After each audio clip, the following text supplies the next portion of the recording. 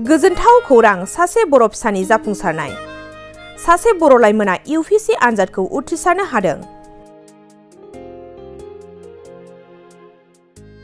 देनसिल बसुमतारी मुंनि सासे बर' लाइमोना UPSC आनजादाव उथ्रिनो हादों।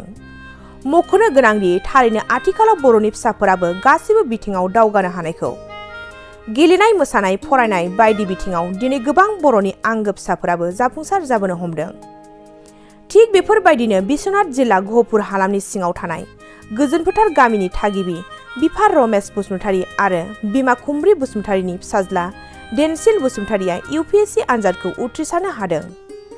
देनसिल बसुमतारीनि UPSC आनजादखौ उथ्रिसारनो हानाया बर' रायजो राजाफोरनि थाखाय मोनसे गोग्गाथाव जाफुंसारनाय।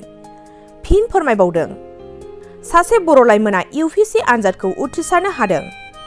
देनसिल बसुमतारी मुंनि सासे बर' लाइमोना UPSC आनजादाव उथ्रिनो हादों। मख'नो गोनांदि थारैनो आथिखालाव बर'नि फिसाफोराबो गासिबो बिथिङाव दावगानो हानायखौ गेलेनाय, मोसानाय, फरायनाय बायदि बिथिङाव दिनै गोबां बर'नि आंगो फिसाफोराबो जाफुंसार जाबोनो हमदों। थिग बेफोरबायदिनो बिश्वनाथ जिल्ला गहपुर हालामनि सिङाव थानाय गोजोनफोथार गामिनि थागिबि बिफा रमेश बसुमतारी आरो बिमा खुमब्रि बसुमतारीनि फिसाज्ला देनसिल बसुमतारीया UPSC आनजादखौ उथ्रिसारनो हादों। देनसिल बसुमतारीनि UPSC आनजादखौ उथ्रिसारनो हानाया बर' रायजो राजाफोरनि थाखाय मोनसे गोग्गाथाव जाफुंसारनाय।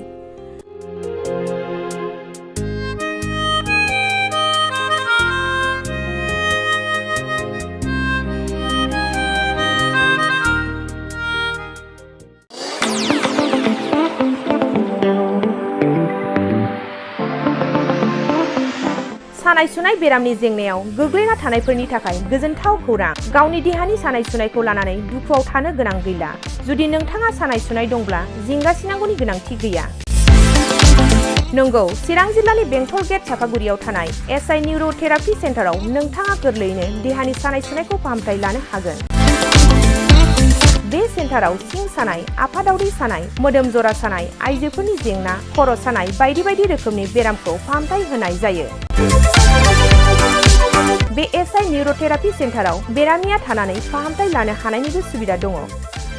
नोंथाङा SI निउर'थेरापि सेन्टाराव फाहामथाय लानो गोसो दंब्ला नैबे जानबुं नम्बर 7620160459 नङाब्ला 9476977956 आव थोंजों सुलाद लानो हागोन।